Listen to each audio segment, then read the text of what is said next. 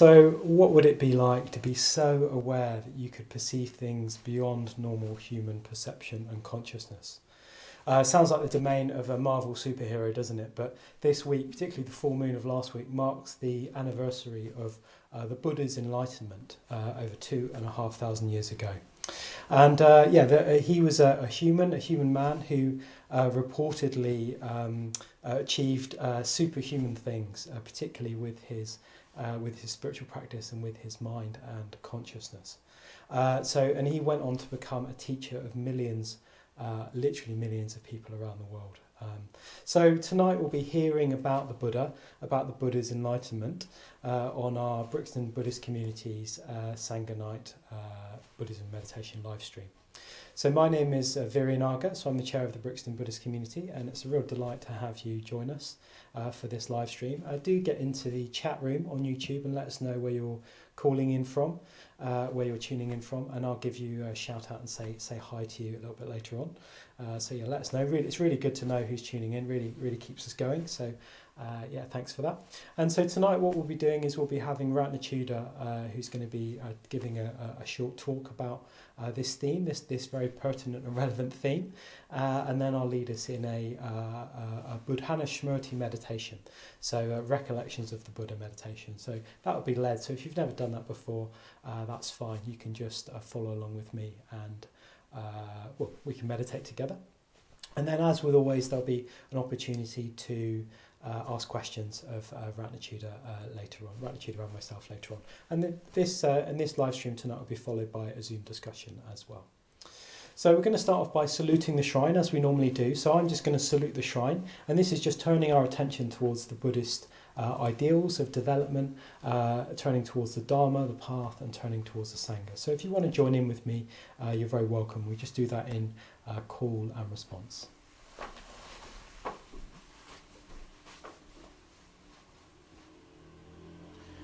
Namo Buddhaya,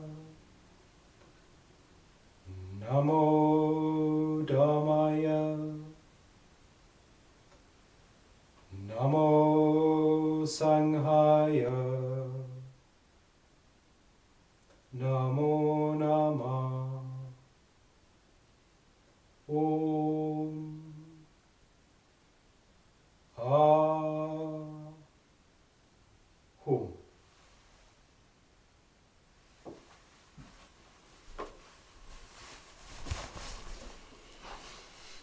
Great, so we're off to a good start. I always like turning our attention towards the ideals at the start of anything that we do, particularly teaching, because it just helps to orientate ourselves.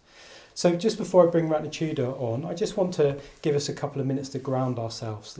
So particularly I just want you to just bring attention to wherever you are sitting at the moment. So you might like to just bring your awareness a bit out of your body and into, well, a bit out of your mind, sorry, a bit out of your thoughts and particularly into your body. So we won't meditate formally, particularly, but I just want you to connect a bit more with the grounding sense of yourself sitting on the chair, your feet on the floor, maybe your hands in your lap, and just trying to get a sense of the uprightness of your body. And you might just like to take a couple of deeper breaths.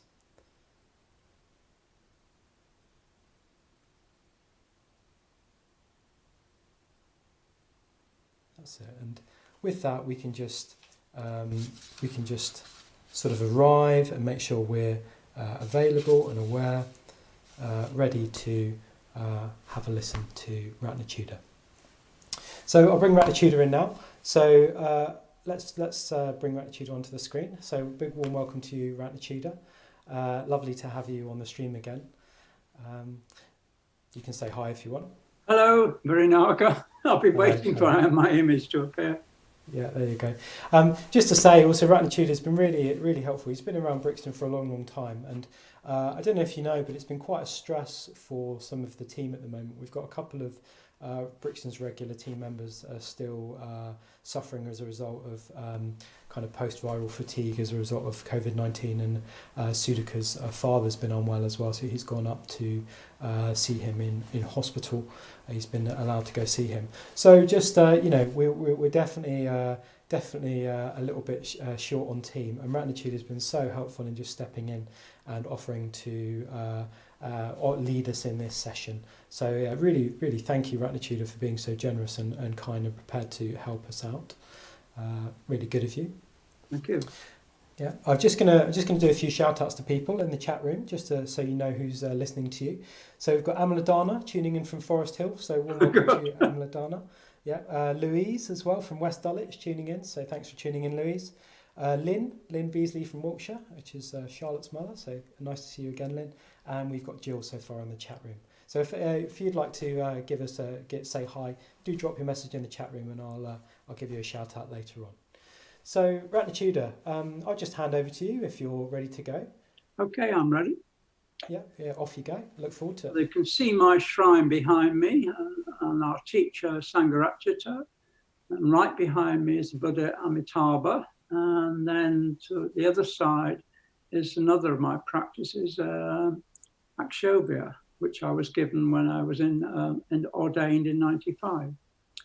So tonight's talk is what the Buddha said about enlightenment. And as Virinag said at the beginning, this month across the Buddhist world, we celebrate the anniversary of the Buddha Shakyamuni's enlightenment, 2,500 years ago. As dawn was breaking, sitting under a peepal tree at Bodh Gaya, meditating, he finally broke through to become enlightened, the awakened one, emancipated and free from all imperfections. He'd found complete freedom. So, as practicing Buddhists, we try to follow the teaching that the Buddha gave after his enlightenment. Initially, these were memorized by his followers and communicated and repeated by recitation for 200 years after his death, until they were finally written down on palm leaves and kept in baskets. These baskets form the collections of texts we have in the Pali Canon, the Buddhist equivalent of the Christian Bible, but far more extensive. It must be admitted, not all the texts are the words of the Buddha, but are additions by monks and nuns over the years following the Buddha's death, 40 years after his enlightenment. I have drawn tonight's talk from the last chapter of the Sutta Nipata, one of the oldest texts in the Pali Canon. The title of the chapter is The Way to the Beyond, and it contains a story of 16 Brahmin students going to see the Buddha to ask him a number of questions concerning enlightenment or how to find freedom. But first, some background. Shakyamuni Buddha, as Buddhists generally refer to him, grew up as Siddhartha Gautama and was born in Lumbini, which is now in modern-day Nepal. In the time the Buddha lived, the Hindu caste system in India was well established. It was a pyramid hierarchy with the Brahmins, who were the priests and teachers at its peak. They were the ones who knew the ancient Hindu Vedic texts and hymns. The male Brahmins were the only ones in the caste system who could read and write. Below the Brahmins in the pyramid came the Kshatriyas, the warriors and rulers. Siddhartha Gautama was born into a family of a wealthy man of the Shakya tribe within the Kshatriya caste. Below the Kshatriyas in the pyramid were the Vaishya caste, the farmers, traders and merchants. Below them came the Shudras, the laborers, and at the bottom of the pyramid, the untouchables, who were the street sweepers and removers of excrement. Modern India still maintains this pyramidal system of caste. However, over the centuries, the number of castes has multiplied to include every known form of trade. But the main issue remains in Hindu society. One cannot move out of the caste one is born into. So the Brahmins maintained their position at the top of the pyramid. The Buddha renounced the caste system after his enlightenment, when he understood that individuals could change and move beyond their conditions of birth. As Siddhartha Gautama grew up, he began to see the unsatisfactoriness of his life. So eventually he left the family home and went in search of a spiritual teacher. This is not unusual at the time. There were lots of men, seekers of the truth of the human condition, wandering about India. They'd find one teacher who made claims to have found the truth, and they joined him. Maybe they moved on.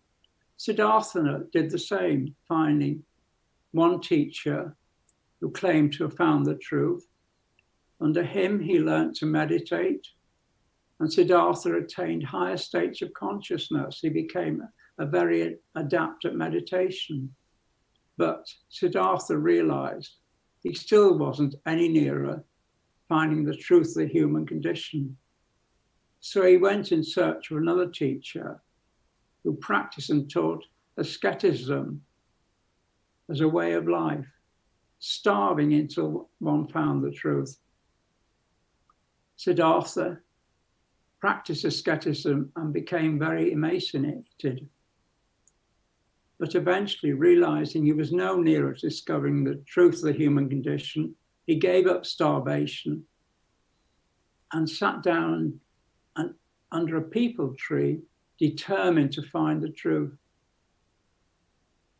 After several days and nights of continuous meditation in higher and higher states of consciousness, one morning, just as dawn was breaking, he saw the truth of the human condition, and he finally broke through to enlightenment. After absorbing his experience over several weeks, and after much reflection, he realized what he discovered would be very difficult to communicate to others. He then had a vision of the world as a lotus pond, with some lotus beginning to bloom, free of mud, others just emerging from the water, and others stuck in the mud at the bottom of the pond. He realized this vision was a clue to how he could teach what he discovered, that human beings were at different stages of growth. That is why he used symbols and metaphors to impart the truth of the human condition. So he wandered about an area confined to the northeast, part of what we call Nepal, and modern northeast India. He gained followers and which became the first community or sangha of Buddhists. As the Buddha was born into the Kshatriya caste, he couldn't read or write. So as I said, his teachings came down to us initially by recitation by his followers, the monks and nuns, until they were eventually written down on palm leaves. 16 students who've been studying under a Brahmin master, Barbary, for many years. So they wouldn't have been young men, more like mature students. One day, a Devadatta appeared to Barbary. A Devadatta is a benign spirit. In traditional India, there was a belief in devas. Some devas resided in trees. The Buddhist texts often refer to devas, and this Devadatta told Barbary, a man had become enlightened, achieved the goal of all seekers of the truth. One could understand that Devadatta. One could understand that this Devadatta was a vision that Barbary had. According to the text, the Devadatta then said, a Shakyan sun has gone forth from the city of Kapilavastu and become self-awakened. He'd gone to the far shore of all truth. He'd attained all direct knowledges, released in the ending of acquisitions, The Blessed One teaches the universal truth of the Dharma. Go to him, he's in Savatthi, the coastline city. Ask him and he will answer you. Barbary, hearing the Devadatta say, safe, self-awakened, was triumphantly happy as he believed someone had reached the goal of seekers of the truth.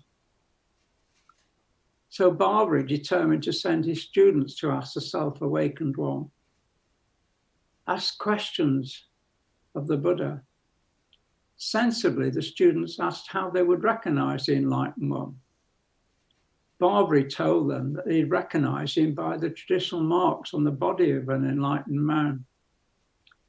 He said, if he's awakened, seeing without obstruction, he will answer in speech the questions you ask from your heart. So the 16 students set off. It wasn't like hopping on a plane and heading off to another country. Northern India at the time was mostly forest or jungle, with tracks connecting villages and towns and cities. The students had to travel far across country, passing through these towns and villages. They would have received alms as they passed through. That was the tradition in India. The Buddha and his followers were supported by the laity, and they sought alms. This is still traditional in modern day Sri Lanka and Thailand, and is what Ratnachuda, the founder of Sri Ratna, did for 20 years when he remained in India after the Second World War. Eventually, the students came across Buddha Gautama, surrounded by his community of monks, teaching them the Dharma, which was described, as he taught, to be like a lion roaring in the forest. So having acknowledged the Buddha and passed to one side as it was traditional, the students in turn asked their questions. I've only included a few of the students' questions, which I've paraphrased, as well as the Buddha's answers. But the last one, Pinga, I've left in its entirety, as it's the most significant one and gives a clearer sense of what freedom means for the individual. So returning to the first student's question, tell me, teacher, with what is the world shrouded? Because of this, it doesn't shine. And he asked a second question, with what is it stained? And the third question, what is its great danger and fear? The Buddha replied, with ignorance the world is shrouded. Because of stinginess and eagerness, it doesn't shine. With longing and desire it's stained. Suffering stress is its greatest danger and fear. So another student stepped forward and asked a question. There are some who have fathomed the Dharma, and some who are learners, some who are ordinary. What would you say to them? The Buddha replied, they should not hanker for gratification of the physical senses. They should be clear and transparent by practicing mindfulness. And then another student stepped forward with a question. Blessed One, the attainer of knowledge, one of the developed mind, please tell me how many forms of stress have arisen in the world. And the Buddha replied, there are many forms of stress in the world, but all arise from acquisition.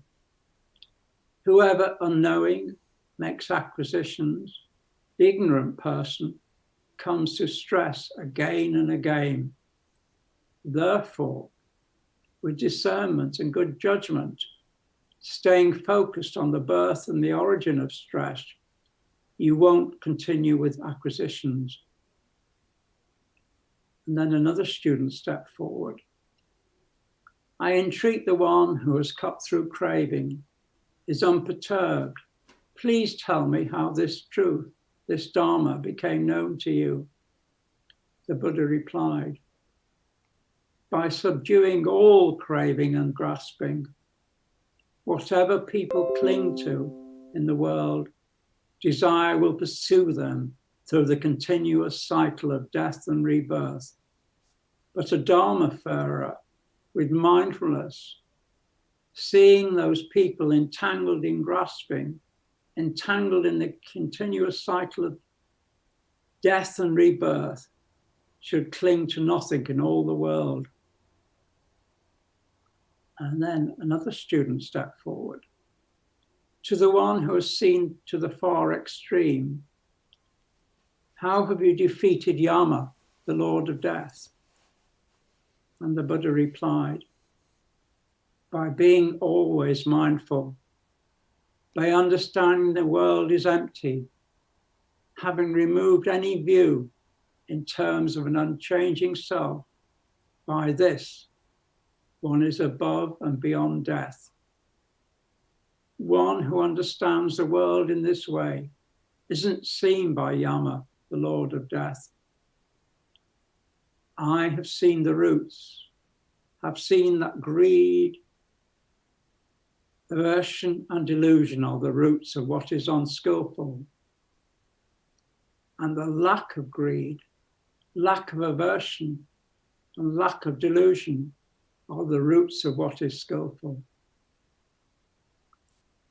And then we come to the last, Pingya's question. I am old and weak. My complexion is dull. I have blurry eyes and trouble hearing. So that I may not perish while still deluded and confused, teach me the Dharma, Blessed One, so that I may know how to abandon the here and now, so I may know how to abandon here and now, birth and aging. And the Buddha replied, seeing people suffering on account of their bodies, heedless people are afflicted on account of their bodies. Be aware and attentive, Pingya.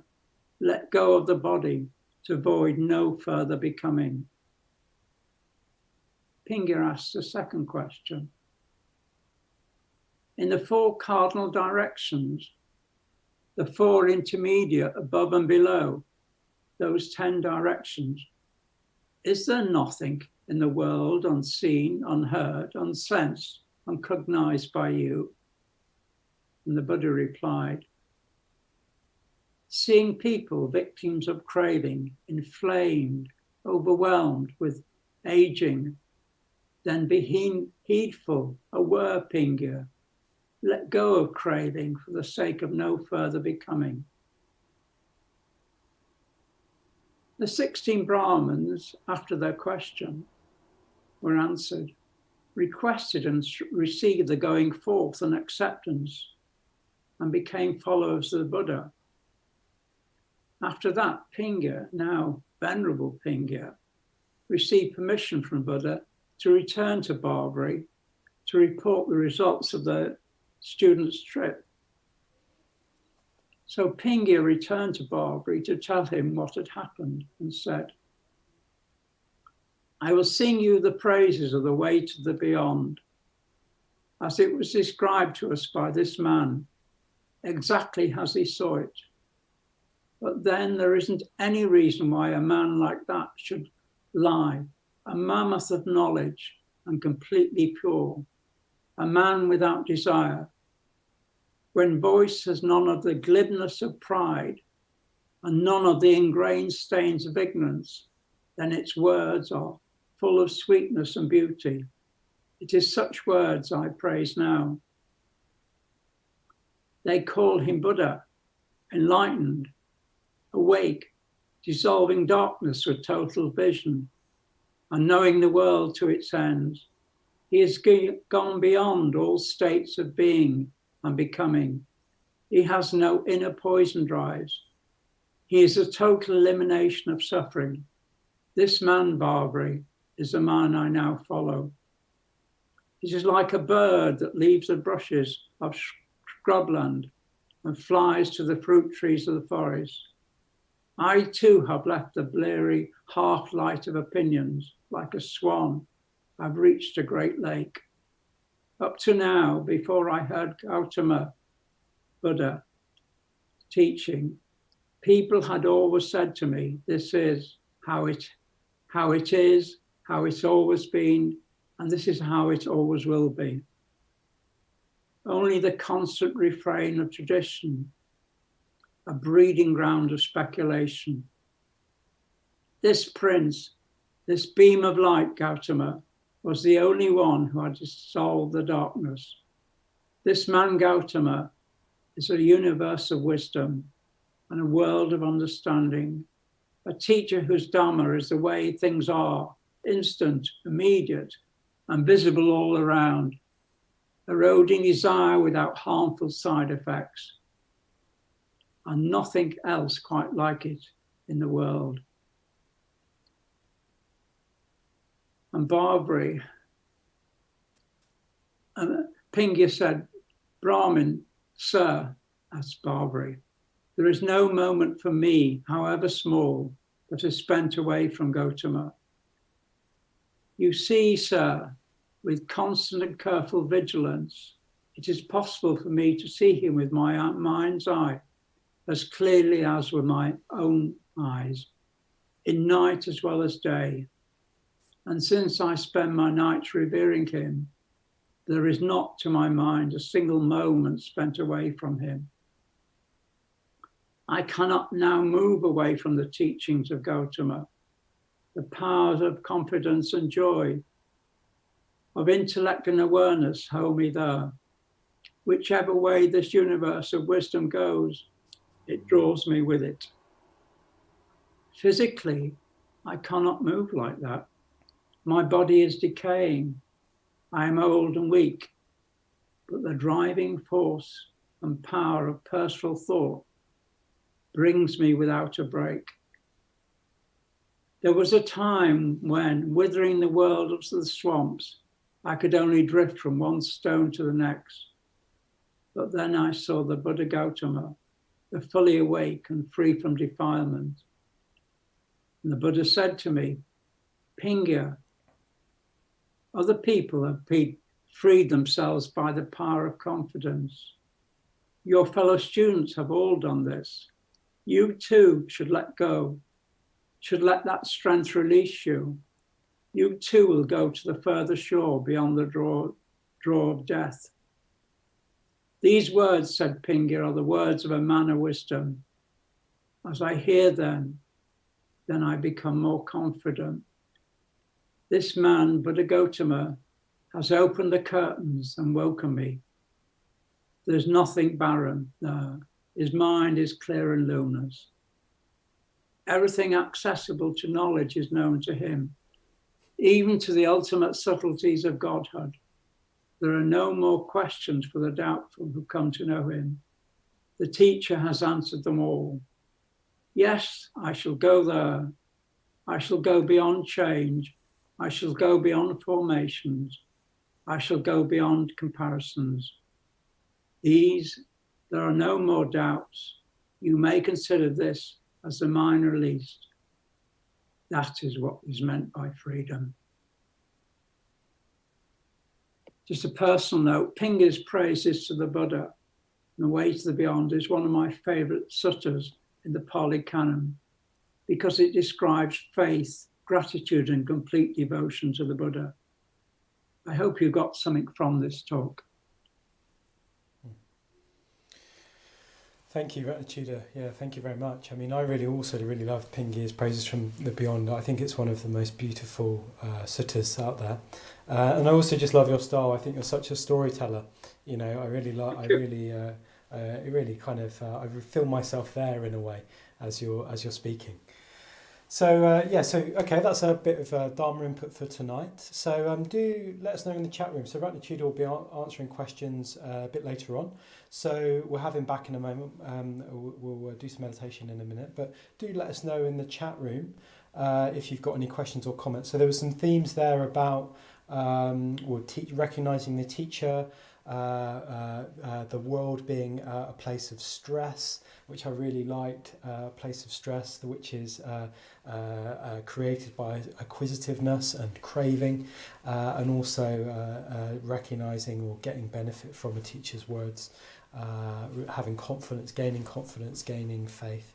So maybe you've got some questions or comments about any of that you'd like to put to us. You can very welcome to ask me or Ratnachuda some difficult questions if you like. We're very happy to field those for you. And before we meditate, I'll just say hi to a few more people that have joined us. So we've got Lawrence from Sheffield. Great to hear that the streams are really benefiting you, Lawrence. Great to have you here. We've got Joe, Alina, Anna, and Karen Avadra also in the chat room as well tonight. So they also from Birmingham. They also will say hi. Warm welcome to you all, and thanks for joining us. Okay, so let's meditate. Let's do a bit of meditation. So I'm going to lead us in just sort of 15 minutes or so of recollecting the Buddha. So I'm going to lead us in a sort of visualization of what it might be like to meet the Buddha. So you can do what this is as you will. Meditation can be quite imaginative, so you can bring to mind whatever you sort of wish. It can be as interesting and engaging, as creative as you want to make it in a way. So we're just going to allow ourselves to fall into that imaginative space in this meditation. So just get yourself kind of settled comfortably. You don't need any special cushions or anything. You can just set yourself up, and just close your eyes if you're happy to do that. And we're just going to spend the first couple of minutes of the meditation just connecting with the body. So connecting with our feet on the ground, connecting with the sense of our body in the chair or on the cushions.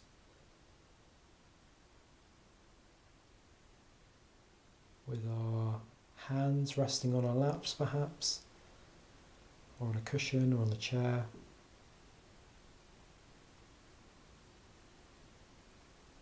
And bringing our awareness to the breath. So just allowing our attention to follow the breath into the body, particularly down low into the diaphragm and back out again.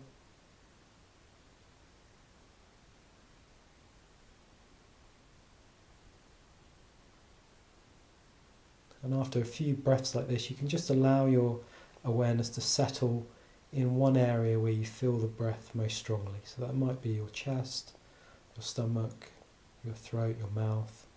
Just somewhere where you feel the breath, the ebb and flow of the breath.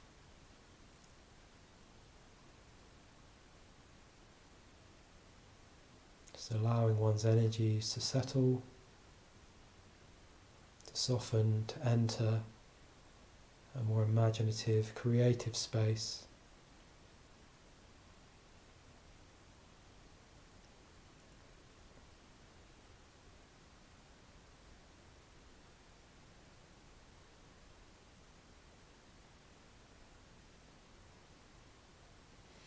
And then I'm just going to lead us in some visualization.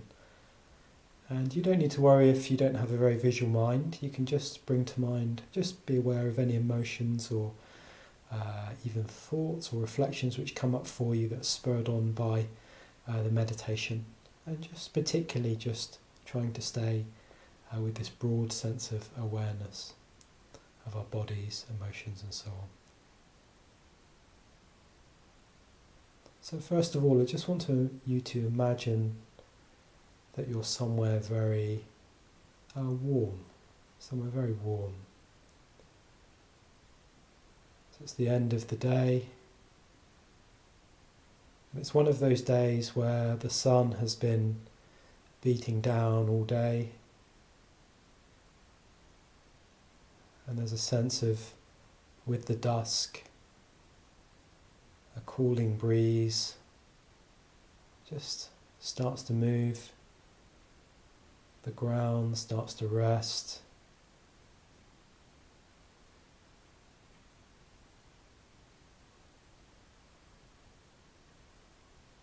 and you're in a thick forest, almost a jungle. You're not right in the middle of it, but you're more on the edge of the forest, edge of the jungle.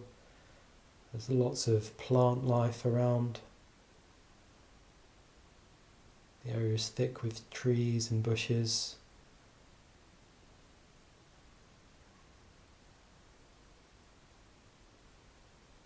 And again, the plants are adjusting to the passing of the heat of the day.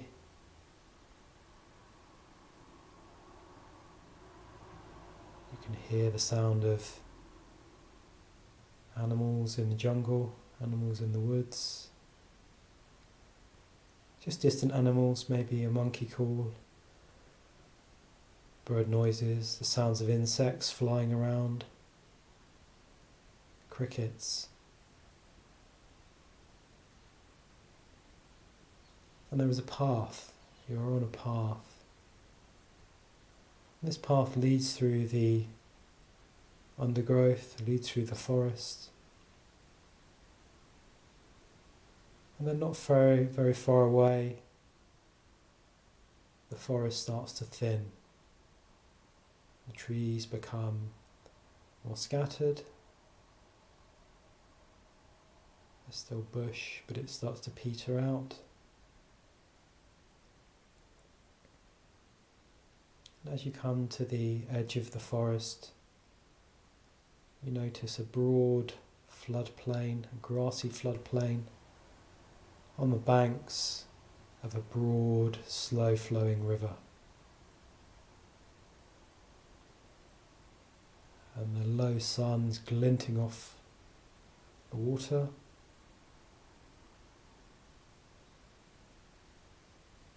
There are birds flying around and bathing in the river.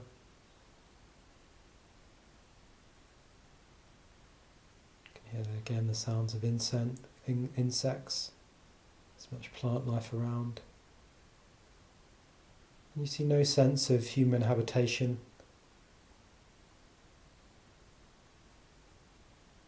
You get a sense you're in the wilderness. You're away from the settlements of mankind.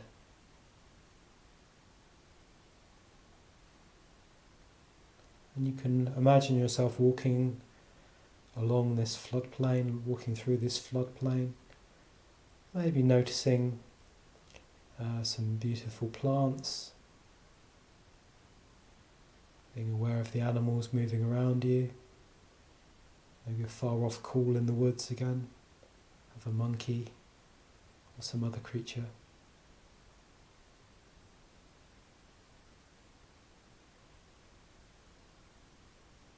And on this floodplain there are a number of scattered trees. And after a while you come over a small ridge and you see a very large Bodhi tree, very large, broad-leafed tree with heart-shaped leaves, maybe 30 meters across, thick trunks spreading out almost horizontally from the thick trunk, spreading its broad canopy over a large area.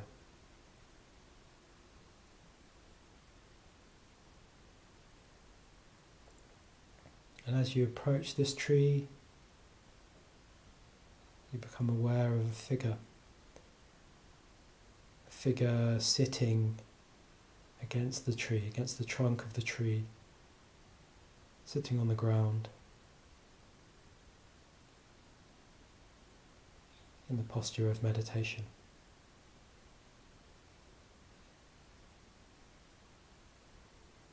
And this figure seems human.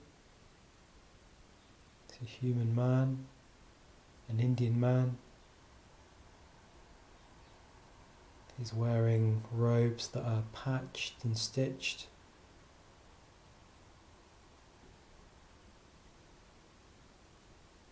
He's dusty and thin.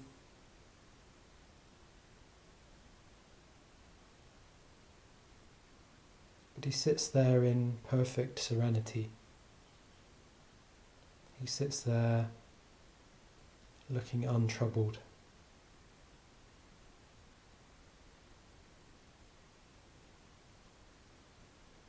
in peace.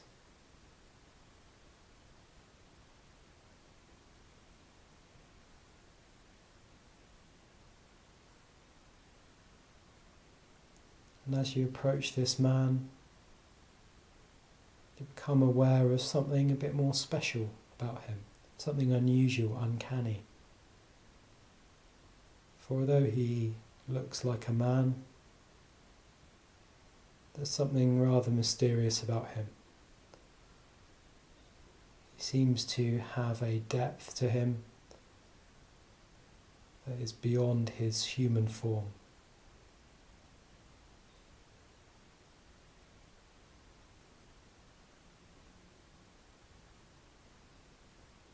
So you might like to also just see where your imagination takes you, see if you can imagine this figure, meeting this figure, and what your response is to this figure, meeting this figure, what impression you get from him.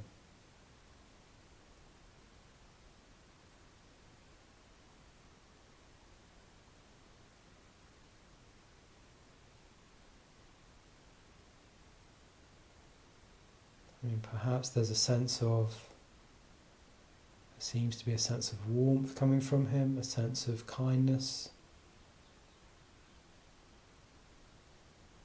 almost a sense of potential, depth. And he has his eyes closed, or his eyes lowered down to the ground. And as you approach, he very gently looks up at you, opens his eyes to take you in.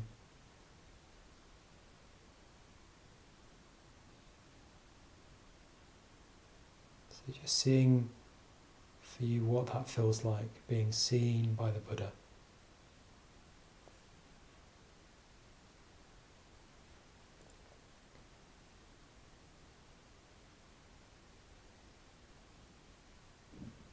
You may, in his eyes, see some sense of, get an impression of wisdom, see some sense of wisdom. But you feel coming from him a great warmth emanating from him.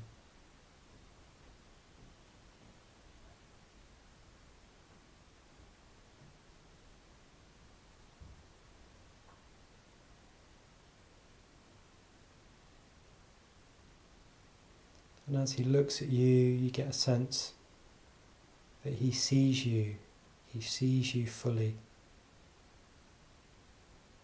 both taking you in as you are, and almost, it seems, looking into you, right down through to the atoms of your being.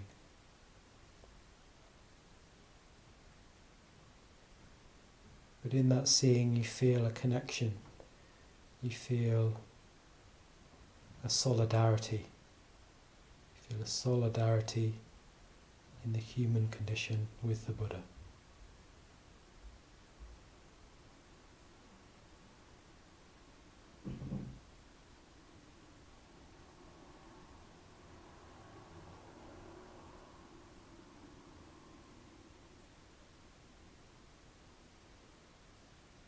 And after looking at you for some time, he invites you to sit down. He invites you to sit down with him and meditate under the Bodhi tree, on the floodplain,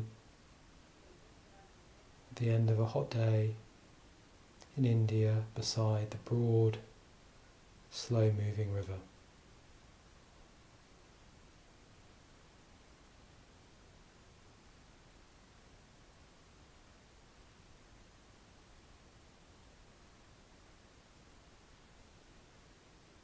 Just seeing how that is for you, seeing what that imaginative exercise brought up for you. You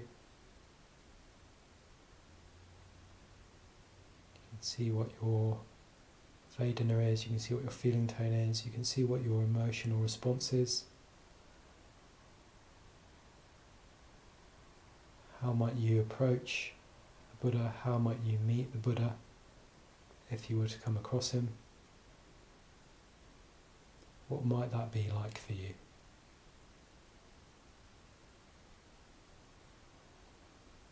And you can be as imaginative as you want to here.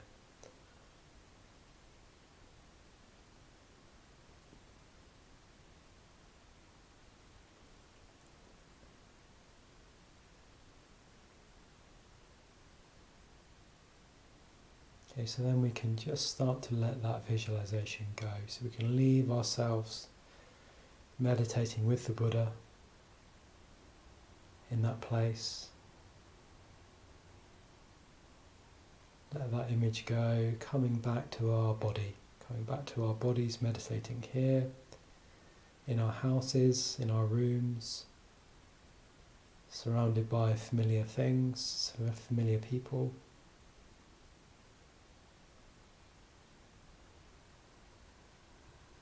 But of course, seeing if we can keep that thread of connection alive with us, seeing if we can carry that thread with us as we go about our evenings and about our days.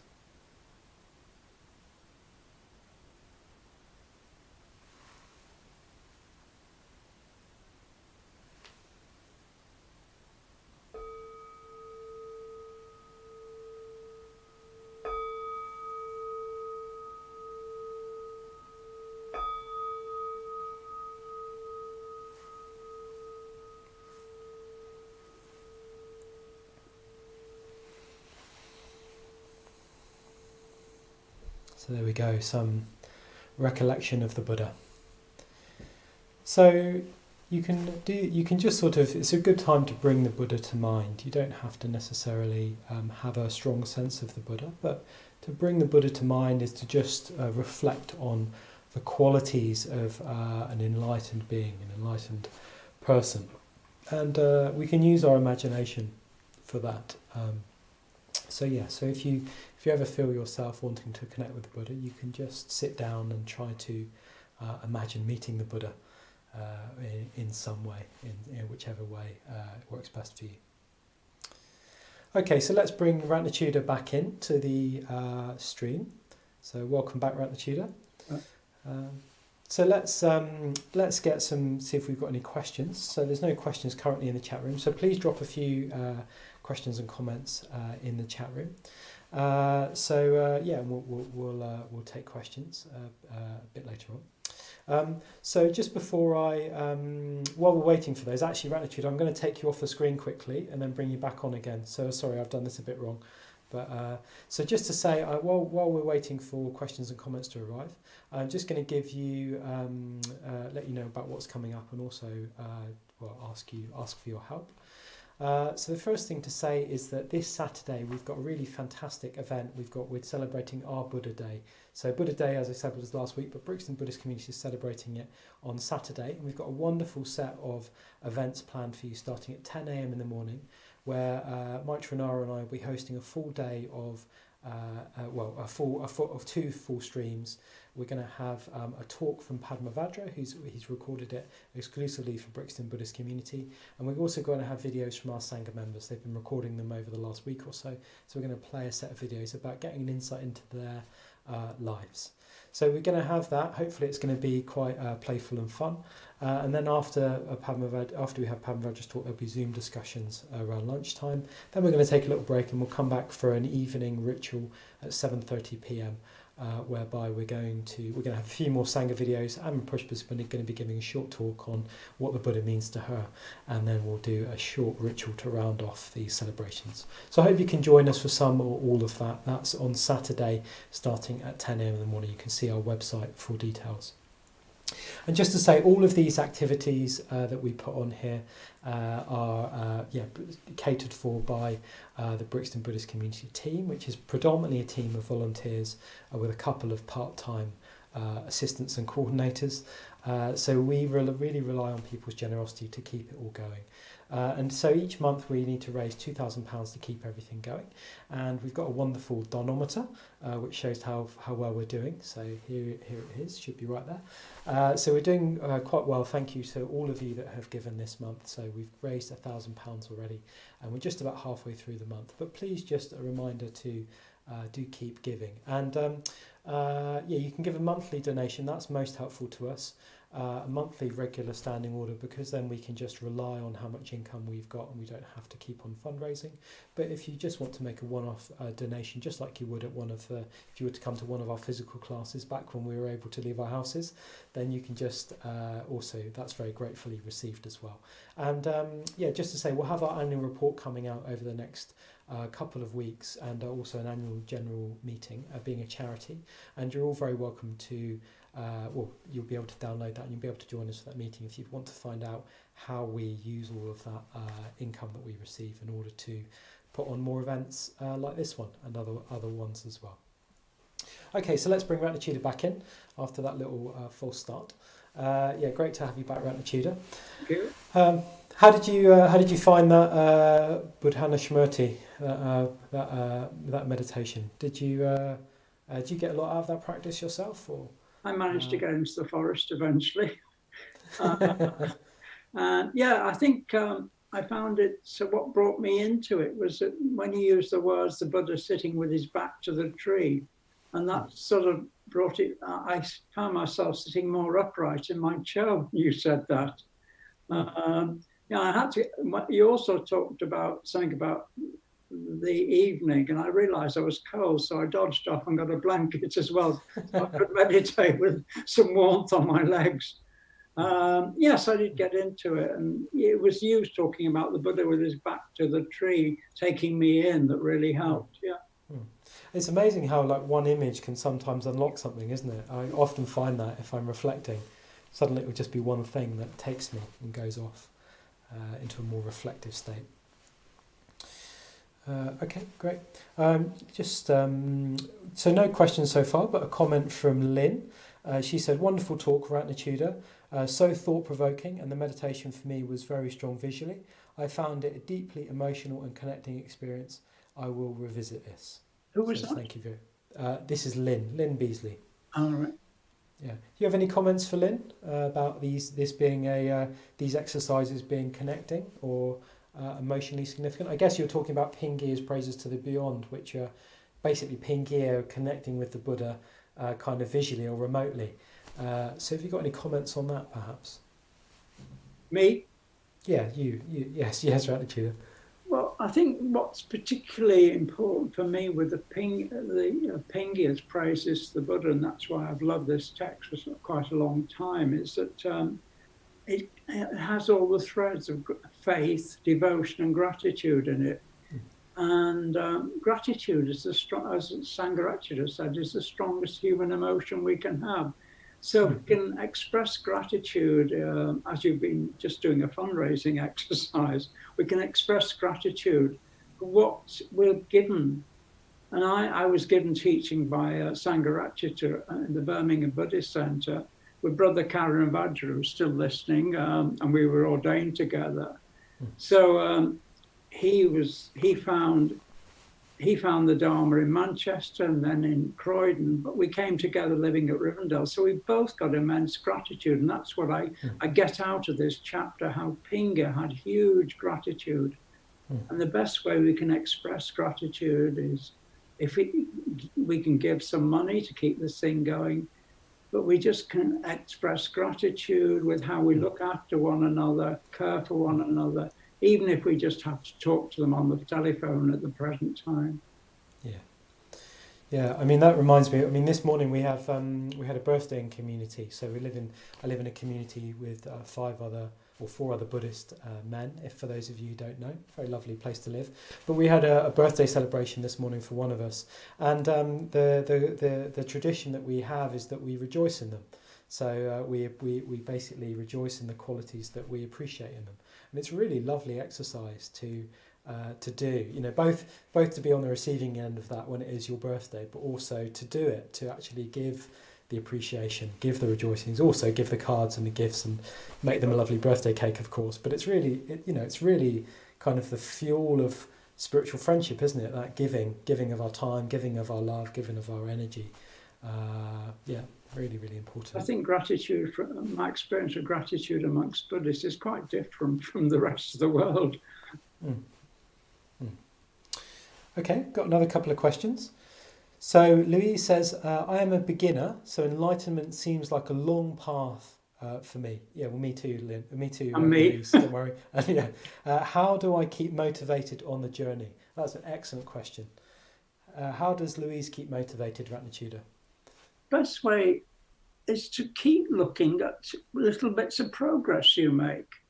I can't live your life for you or what you've done, but every day just reflect on what you've done each day. It might be just a little thing. You may have washed up in a different way, more mindfully. You may have been slower in where you moved around the kitchen or moved around wherever you live or outside. Those are little bits of progress, and just reflect on those at the end of the day. I did this differently. I've changed. The more you just reflect on those little changes, that's how you make progress. Yeah, I would agree. I'd also say that, for community is also very important. So sometimes we don't feel like practicing. I don't feel like practicing some days. But the fact that I'm part of a community of practitioners, I've got friends around me who are also doing the same thing as me, really keeps me going, really helps me keep going. And of course, it's a bit harder at the moment, isn't it? It's a bit harder to meet people. You can't just come to a class. But really, I guess this is why we're doing all of this in a way, why we're doing all these live streams, why we connect in chat rooms, and why we put on Zoom discussions for people to connect with to the best we can given the current circumstances. So yeah. The way we can practice mindfulness is not just on the cushion or on the chair meditating. Just think about, I'm talking to Lee now because he's asked as a learner. When you go and post a letter, just look at yourself. Am I doing this mindfully? Am I looking around? Am I taking the environment in? Just these little things. You may find that you're changing all the time, but just keep reflecting on that. Going to the post box or shop is an excellent way of being mindful. Great, thank you. Yeah, that's very good. Louise says, thank you, Ratnachuda. Yeah, she appreciated that. So I've got a question from Hamza. I don't completely comprehend it, but I'll do my best, Hamza. She says, does the Buddha believe I just give in to my hidden pleasures? Please help, it distracts me in my daily life. So I wonder whether that's a question on basically kind of craving and acquisitiveness, and how we work with that in our day-to-day life. Because of course we all experience that, don't we? We all have that in us, that greed and that ill will and that frustration. It all comes up at different times to a greater or lesser degree. It's not that it's necessarily, it's just part of human life, isn't it? But would you have any advice for Hamza, Ratnachuda, about how to work with those little, or the human nature in a way? With pleasure or what? Yeah, I guess specifically it might be good to highlight that Buddhism doesn't say pleasure. There's anything wrong with pleasure. It says that if we crave or we try to keep on acquiring more of it, then that creates a negative habit which is very difficult for us to get out of. So the idea is not to attach or to crave certain types of pleasure or be reliant on certain types of pleasure. Well, maybe I can give you a very simple example. As we come up to summer and more flowers are coming out, and this is a good example, we can appreciate the flower in its natural state rather than just picking it and acquiring it. Just appreciate it for what it's like in its natural environment. Whereas our natural thing is to pick it out, cut it out and acquire it. And we've taken it out of something. So we've lost something by acquiring that flower. That's a good example. Yeah, I think that is a good example. Yeah. Yeah, thank you. Yeah, so Hamza follows up by saying, should I practice free love? And in a certain way, I would agree with you. Yeah, so Buddhists would aspire to we would call it metta. So we would call it unattached love, to think of everybody in a kindly way. So yes, I would probably agree with you in that regard. Yeah. So, okay, so we better start coming to a close now, Ratnachuda. I just want to thank you very much for coming on and giving us your wisdom and insights and telling us the stories of the Buddha. Very evocative for me. So thank you very much. Really love hearing that. Can I just quickly come in? And if Karen Badger's still there in Birmingham, I know he's on the helpline for Birmingham Mind at 11 o'clock tonight. He may have been called away to answer some poor person in Birmingham, but if he's still there, have a good evening, brother. Mm. He did say it was a busy night on the helplines for him, so I'm sure he would appreciate that. Yeah. Okay, well, thank you very much, Ratnachuda. Yeah, really good to have you on, and good questions. So Ratnachuda will be hosting a Zoom call after this. So these Zoom discussions are an opportunity to carry on the discussion. So if you've got more questions or you just want to hang out with like-minded individuals, then it's a great place to go. I mean, if we were to run these Buddhist classes, if we would be able to run physical classes, it'd be just like people coming along to the Buddhist Centre and having a cup of tea with each other and talking about just basically talking a bit about the Buddhism and Dharma. So if you're a complete newcomer, you're very, very welcome, and you don't have to ask any questions. You can just come along and you can just listen to the discussion if you want to.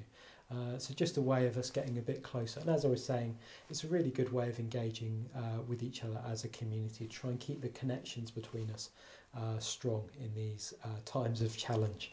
So anyway, I hope you will be able to stay on for the Zoom call with Ratnachuda after this. So you can go and get yourself a cup of tea, and that will start at 8:45. And then, just to remind you again that we've got a Buddha Day celebrations live stream starting on Saturday at 10 o'clock. So do tune in for that. And don't forget to subscribe to the channel if you're enjoying what we're doing. Okay, Ratnachuda, I'm going to say goodbye now. So, maybe you want to say goodbye as well. Goodbye. Great to have you. Great to see you. And thank you, everybody, for tuning in. And we'll catch you again soon. Take care of yourself. Bye-bye now.